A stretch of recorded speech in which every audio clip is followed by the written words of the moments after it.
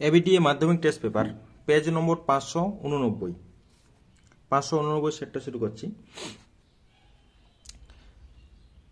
MCQ, x% বার্ষিক সরল সুদের হারে কোনো মূলধনের x বছরের সরল সুদ x টাকা হলে মূলধনের পরিমাণ হবে কত? অপশানগুলোতে দেওয়া আছে। তাহলে আমরা কি করছি না, i সমান PTR বাই 100 ডাইরেক্ট মান বসাচ্ছি। আই সূত্রটা ছিল x, পি ছিল যা মানে PA আছে, টি সমান x বছর, আর সমান r% ছিল, আর সমান x% ছিল, সুতরাং মানগুলো বসানো হয়েছে। তাহলে 1 = PX বাই 100 মানে P সমান 100 বাই x, অর্থাৎ অপশন নম্বর সি হয়ে যাবে সঠিক অ্যান্সার। অপশন নম্বর সি হবে সঠিক অ্যান্সার, 100 বাই x। তারপরে অঙ্কটি আছে a is to 27/64 equal to 3/4 is to a হলে a এর মান কত হবে? ঠিক আছে, a ধনাত্মক সংখ্যা, তাহলে a এর মানটা কত হবে? ঠিক আছে, তাহলে এটা আমাদের a is to 27/64 equal to 3/4 is to a, তাহলে এটা হচ্ছে a by 27/64 equal to 3/4 by a। তাহলে এখানে কি করছি না, মানে গুণ করে দেওয়া হয়েছে, তো গুণ করলে স্কোয়ার ইকুয়াল টু 3/4 ইন্টু 27/64, তাহলে এ সমান কত? রুট অফ ওই যে মানগুলো আমরা ভেঙে নেওয়া হয়েছে, তাহলে ভেঙে 3 × 3/4 × 4 সমান 9/16, 9/16 হয়ে গেল অ্যান্সার, অর্থাৎ অপশন নম্বর বি হয়ে গেল সঠিক অ্যান্সার, 9/16। তাহলে পাশের চিত্রে বিসি, পাশের চিত্র বলতে কোথায় আমাদের চিত্র দেওয়া আছে? চিত্র এখানে কিছু নেই, সুতরাং এই অঙ্কটা আমাদের করা যাবে না। হচ্ছে এক্স এর মান কত, আর চিত্রটাতে কিছু ডাটা দেওয়া থাকবে, ঠিক আছে, সেই অনুযায়ী আমাদের অঙ্কটা হবে, কিন্তু চিত্রটাই নেই, সুতরাং এই অঙ্কটা করা যাবে না। একটি সুষম ষড়ভুজের প্রতিটি অন্তঃকোণের বৃত্তীয় মান কত? এটা বারবার অঙ্কটা দিচ্ছে, একটি সুষম ষড়ভুজের প্রতিটি অন্তঃকোণের বৃত্তীয় মান কত, এটা বারবার দিচ্ছে, তাহলে তোমরা ধরে নিতে পারো এটা ইম্পর্টেন্ট আছে। তাহলে কত হবে না, আমাদের ফর্মুলা হচ্ছে 2 × n-2 × 90 ডিগ্রি, এটা হচ্ছে অন্তঃকোণগুলির সমষ্টি। তাহলে প্রতিটি অন্তঃকোণ কত হবে না, বাই n করে দিলে হয়। n হচ্ছে এখানে ষড়ভুজ বলেছে 6, তাহলে মান বসানো হচ্ছে 6, মান বসানো হচ্ছে, কাটাকাটি করে আমাদের 120 ডিগ্রি হচ্ছে, সুতরাং এটা বৃত্তীয় একক লিখলে 2π/3, অর্থাৎ অপশন নম্বর বি হবে সঠিক অ্যান্সার। অপশন নম্বর বি হবে সঠিক অ্যান্সার, 2π/3। অপশন নম্বর বি আইভির অপশন নম্বর বি হবে সঠিক অ্যান্সার, 2π/3। 5 নম্বর অঙ্ক, একটি ঘনকের পার্শ্বতলের ক্ষেত্রফল 256 বর্গমিটার হলে উহার আয়তন হবে কত? একটি ঘনকের পার্শ্বতলের ক্ষেত্রফল 256 বর্গমিটার হলে উহার আয়তন কত হবে? তাহলে ঘনকের পার্শ্বতলের সংখ্যা কত? আমাদের 4টা হয় পার্শ্বতল, অর্থাৎ প্রত্যেকটা পার্শ্বতল হচ্ছে বর্গক্ষেত্র, তাহলে 4 স্কোয়ার মানে স্কোয়ার ইন্টু 4, 4টার জন্য 4 গুণ, মানে স্কোয়ার ইকুয়াল টু বাহু যদি এ হয় তাহলে 4 স্কোয়ার ইকুয়াল টু 256, তাহলে স্কোয়ার ইকুয়াল টু কত হবে? 64, মানে এ সমান হচ্ছে 8, অর্থাৎ বাহু হচ্ছে 8 সেন্টিমিটার করে। তাহলে আয়তন কত হবে? তাহলে বাহু তার হোল কিউব মানে 8 তার হোল কিউব সমান হচ্ছে 512। অপশন নম্বর ডি হবে সঠিক অ্যান্সার, অপশন নম্বর ডি, 5টা অপশন নম্বর ডি হবে সঠিক অ্যান্সার, 512। তারপরে কি ভিআই ঊর্ধ্বক্রমে সাজানো 8, এটা যে তথ্যটা সাজানো আছে এর তথ্যের মধ্যম 24 হলে এক্স এর মান কত? তাহলে মধ্যম আমরা দেখি 24, অর্থাৎ কত হবে? মধ্যমাটা কি করে পাবো না, x+2 + x+4/2 = 24 হবে। এটা দেখেই অঙ্কটা বোঝা যাবে, ওখানে হবে x+2 + x+ এই দুটি সংখ্যাকে যোগ করে 2 দিয়ে ভাগ করে দিচ্ছি, 24, তাহলে x সমান হচ্ছে 21, অর্থাৎ অপশন নম্বর এ হবে সঠিক অ্যান্সার, অপশন নম্বর এ 21। ঠিক আছে, এরপরে আমাদের শূন্যস্থান পূরণ।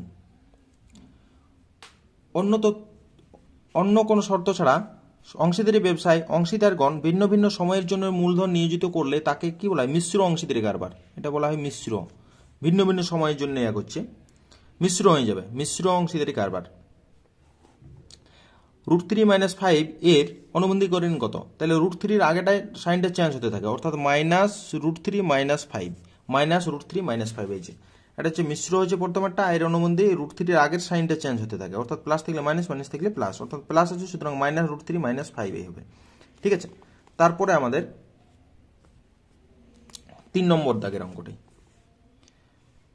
3 নম্বর হচ্ছে ত্রিভুজ এবিসি এবং ত্রিভুজ বিডিই এর পরিসীমা যথাক্রমে 20 সেন্টিমিটার এবং 18 সেন্টিমিটার, এবং এটা সদৃশ হলে বিসি এবং ইএফ হচ্ছে অনুরূপ বাহু হলে বিসির মান হচ্ছে 9 সেন্টিমিটার হলে ই এর মান কত? ইএফ এর মান কত?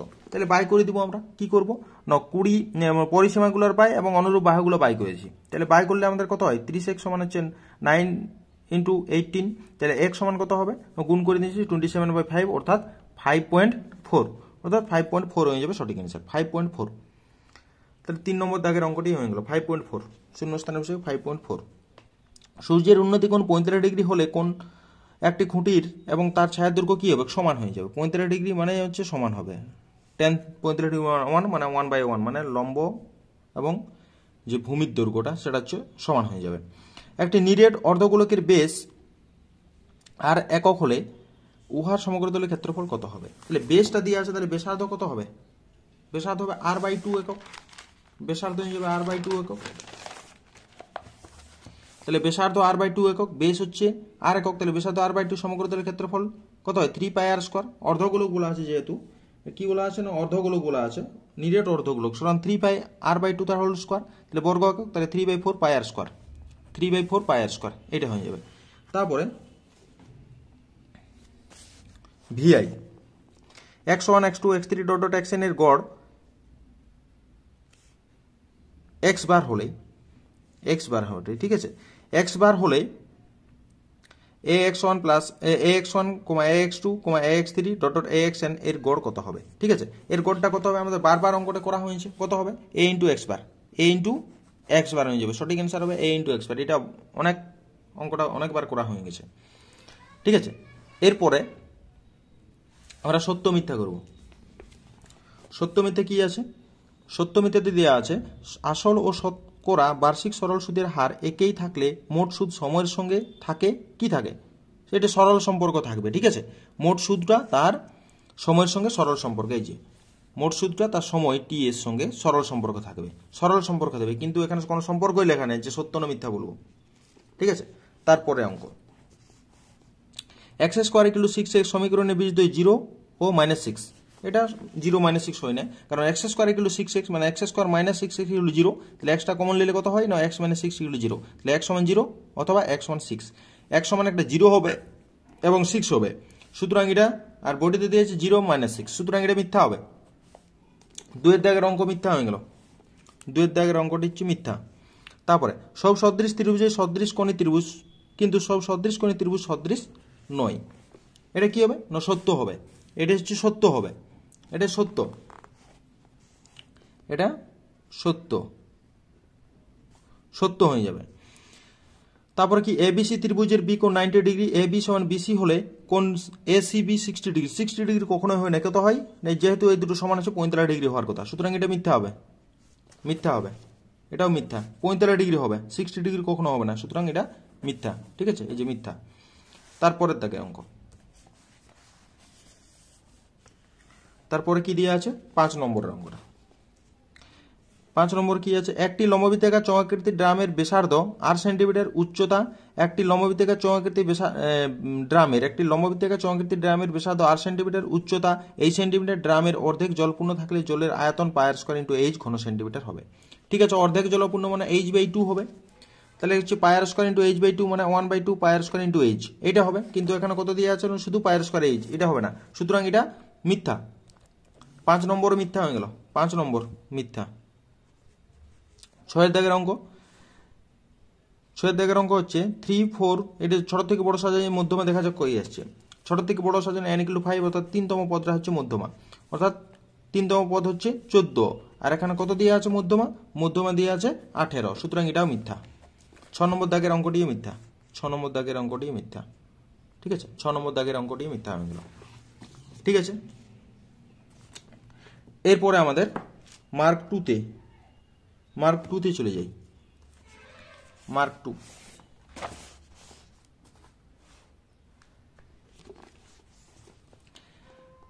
বার্ষিক সরল সুদের হার, 4 দাগের একটা, বার্ষিক সরল সুদের হার 8% থেকে 4% থেকে 3.34% হয়।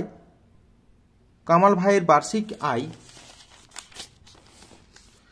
60 টাকা হ্রাস পেয়েছে, তার মূলধন কত টাকা নির্ণয় করো। তার মূলধন কত হবে? এটাও, এই অঙ্কটা অনেকবার করে দেওয়া আছে আগের সেটগুলোতে। তাহলে তোমরা কাজ হচ্ছে কি, এই আমার প্লে লিস্টে ভিডিওগুলো দেওয়া আছে পরপর, ওই প্লে লিস্টে যে খুঁজে নেবে, মানে এই অঙ্কটি বারবার অঙ্কটি দেওয়া আছে, মানে নামগুলো চেঞ্জ করে, কিন্তু 4% থেকে 3.34% বলছে বারবার। ঠিক আছে, এবং 60 টাকা তাদের কি হচ্ছে না, কমে যাচ্ছে। ঠিক আছে, তাহলে এই অঙ্কটি তোমরা দেখে নেবে, আগের ভিডিওগুলোতে করে দেওয়া আছে। প্রতি বছর জনসংখ্যা 8% বৃদ্ধি হলে n বছর পরে জনসংখ্যা p হয়, তবে n বছর পূর্বে জনসংখ্যা কত ছিল? আমরা এই অঙ্কটা করি, এই অঙ্কটাও করে দেওয়া ছিল, ঠিক আছে, খুব কম বাদ দিয়ে আছে অঙ্কটি। ধরি n বছর পূর্বে জনসংখ্যা ছিল x টাকা, তাহলে x into 1 plus r by 100, জনসংখ্যা কি হচ্ছে, বৃদ্ধি পাচ্ছে না হ্রাস পাচ্ছে আগে দেখতে হবে। জনসংখ্যা কি হচ্ছে, r% হারে বৃদ্ধি পাচ্ছে, সুতরাং 1 plus r by 100 whole to the power n equal to p, তাহলে x equal to p by 1 plus r by 100 whole to the power n, তাহলে p into 1 plus r by 100 whole to the power minus n। ঠিক আছে, এইটি হবে আমাদের কি, n বছর পূর্বে জনসংখ্যা ছিল এইটা। ঠিক আছে, এটা হয়ে যাবে অ্যান্সার। তারপরে 3 দাগের অঙ্কটি, 3 দাগের অঙ্কটি করে দেওয়া আছে। 3 দাগের অঙ্কটা কি বলা আছে দেখি। 3 দাগের অঙ্কটা বলেছে 3 নম্বর দাগের অঙ্কটি, না 3 দাগেরটা নেই, 3 দাগেরটা অঙ্কটা করছি আমি। 3 দাগে কি হচ্ছে, a to b সমান 3:2, b to c সমান 3:2 হলে a plus b is to b plus c এর মান কত হবে। ঠিক আছে, এটা কি হবে, আমাদের কাজ কি, a to b সমান এটা দেওয়া আছে, b to c সমান দেওয়া আছে, তাহলে আমরা কাজ করি এই b গুলোকে সমান করি। তাহলে b এখানে 2 আছে, এখানে 3 আছে, তাহলে উপরটাকে 3 দিয়ে গুণ, নিচেরটাকে 2 দিয়ে গুণ, সুতরাং উপরটাকে 3 দিয়ে গুণ করলে 9:6 আর এটা হচ্ছে 6:4, তাহলে কি হচ্ছে, b গুলো সমান হয়ে গেল, তাহলে a to b to c সমান 9:6:4 পাওয়া গেছে, 9:6:4 পাওয়া গেছে, পাওয়া গেল। তাহলে এরপরে a plus b is to b plus c, মানে a এর মান হচ্ছে আমাদের 9, b এর মান হচ্ছে 6, 9 প্লাস 6, b এর মান 6 আর c এর মান 4, তাহলে 6 প্লাস 4 কে ধরে নিয়ে করলেও হয়, আমরা ডাইরেক্ট মানগুলো বসাচ্ছি। তাহলে কত হবে, 15:10 মানে কত হবে, 3:2, 3:2, 3:2, এটা হয়ে গেল আমাদের অ্যান্সার, 3:2 হবে। এরপর 4 দাগের অঙ্কটি, 4 নম্বর দাগের অঙ্কটি, X variation Y, Y variation Z এবং জেড ভেরিয়েশন এক্স হলে ভেদ ধ্রুবক তিনটির মধ্যে সম্পর্ক নির্ণয় করো। তাহলে ভেদ ধ্রুবক তিনটির মধ্যে সম্পর্ক, তাহলে গুণ করে দিলে আমাদের কত হবে, গুণ করে দিলে আমাদের 1 হয়ে যাবে, ভেদ ধ্রুবক তিনটির গুণফল 1 হবে। সুতরাং এটাই অ্যান্সার খুঁজেছে, এই অঙ্কটা বারবার দেওয়া আছে, অনেকগুলো সেটে দেওয়া আছে, আগের সেটগুলো তোমরা দেখে নেবে, তাহলে এটা করে দেওয়া আছে। ঠিক আছে, এরপরে আমাদের 5 নম্বর দাগের অঙ্কটি, অকেন্দ্রীয় বৃত্তের 10 সেন্টিমিটার ও 24 সেন্টিমিটার দৈর্ঘ্যের দুটি যে A B O C B কেন্দ্রের বিপরীত পার্শ্বে অবস্থিত। যদি A B O C D এর মধ্যে দূরত্ব ডি সেন্টিমিটার হয় তবে বৃত্তটির ব্যাসার্ধ কত। ঠিক আছে, ও কেন্দ্রীয় বৃত্তের 10 সেন্টিমিটার ও 24 সেন্টিমিটার দৈর্ঘ্যের দুটি যে A B O C D কেন্দ্রের বিপরীত পার্শ্বে অবস্থিত। দুটি যে আছে সেটা হচ্ছে কেন্দ্রের বিপরীত পার্শ্বে অবস্থান করছে। যদি এ বি এবং সি ডি এর মধ্যে দূরত্ব 20 সেন্টিমিটার হয় তবে বৃত্তটির ব্যাসার্ধ কত। তাহলে আমাদের বি বলেছে দূরত্ব হচ্ছে 20 সেন্টিমিটার, বি আমরা কি করে বের করবো, 20 সেন্টিমিটার কোথা থেকে বের করবো, এখানে কোনো একটা নাম্বার আছে, সেটা ভুল করে টাইপিং মিস্টেক হয়ে এখানে 20 লেখা হয়ে গেছে। ঠিক আছে, তাহলে এটা হচ্ছে বৃত্তটির ব্যাসার্ধ কত হবে, ব্যাসার্ধ কি করে বের করবো, আমরা যদি বি থাকলে ব্যাসার্ধ বের করানো যায়, যাবে না, সুতরাং এই অঙ্কটা করা যাবে না। এটা কোনো একটা সংখ্যা বটে, সংখ্যাটা আমরা জানা নাই, সঠিক কত বটে জানা নাই, সুতরাং এই অঙ্কটা বাদ। ত্রিভুজ এবিসি এর এবি সমান 2a-1 একক এবং এসি সমান 2√2a একক এবং বিসি সমান 2a+1 একক হলে কোন বিএসি এর ষষ্ঠিক মান কত হবে। ষষ্ঠিক মান মানে হচ্ছে ডিগ্রিতে লিখতে হবে। ঠিক আছে, তাহলে আমাদের এবি সমান 2a-1, তাহলে এবি স্কোয়ার করে দিই, 6 এবি স্কোয়ার করে দিই, কত হবে, A B square a into 4 into square minus 4a+1 আর এসি সমান 2√2a, তাহলে এসি স্কোয়ার সমান কত হবে, 8 পাওয়া গেল। তাহলে বিসি সমান 2a+1, বিসি তার হোল স্কোয়ার সমান 2a+1 তার হোল স্কোয়ার মানে 4 স্কোয়ার প্লাস 4a+1 এটা, তাহলে A B square plus A C square সমান কত হবে, যোগ করে দিলে আমাদের বিসি স্কোয়ারই থাকছে, অর্থাৎ এই যে বি মানে এবিসি যে ত্রিভুজটা ছিল সেটা হচ্ছে একটা সমকোণী ত্রিভুজ, তাহলে এই কোণটা কত হবে, 90 ডিগ্রি, এই কোণটা হয়ে গেল 90 ডিগ্রি, আমাদের এটাই হবে অ্যান্সার। এর পরের দাগের অঙ্ক,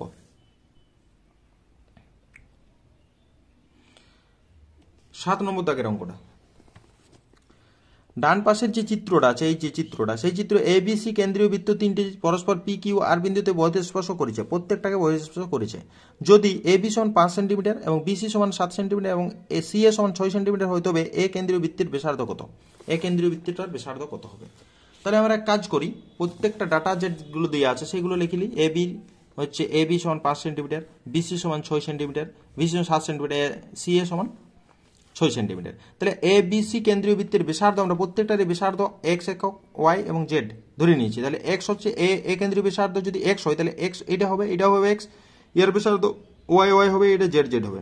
তাহলে প্রত্যেকটা যদি যোগ করে এক্স প্লাস ওয়াই মানে এক্স প্লাস ওয়াই এটা যোগ করেছি, তাহলে এটা হচ্ছে এ বি কত ছিল, 5 ছিল 5, তাহলে 1 হয়ে গেল। 1 নম্বর নাম, তেমনি y প্লাস জেড সমান 7, x প্লাস জেড সমান 6, একই রকমভাবে এগুলোকে যোগ করেছি। তাহলে কি কাজ করো, আমাদের কাজ হচ্ছে কি এ কেন্দ্রীয় বৃত্তের ব্যাসার্ধ অর্থাৎ x বের করতে হবে। সুতরাং x যদি বের করতে হয় তাহলে এই দুটোর সম্বন্ধে রিলেশন করি, কার সঙ্গে 2 এবং 3-এর, ঠিক আছে। তাহলে 2 এবং 3-এর যদি রিলেশন করি তাহলে 2 এবং 3 থেকে পাই কত, x plus Z equal to 6 আর y plus Z equal to 7। তাহলে মাইনাস করে দিই, তাহলে x মাইনাস y সমান 1। তাহলে এটা হচ্ছে 4 নম্বর। আর এই যে 1 নম্বর সঙ্গে এখন রিলেশন করি, 4 নম্বর ও 1 নম্বর যদি রিলেশন করি তাহলে কত হয়, x plus y equal to 5, x minus y equal to minus 1। তাহলে এটা হচ্ছে 2x ইকুয়াল টু 4, তাহলে x ইকুয়াল টু 2। অর্থাৎ 1 নম্বর এ কেন্দ্রীয় বৃত্তটার ব্যাসার্ধ হবে 2 একক, 2 একক। এ কেন্দ্রীয় ব্যাসার্ধ হবে 2 একক, ঠিক আছে। 7 নম্বর অঙ্ক কমপ্লিট।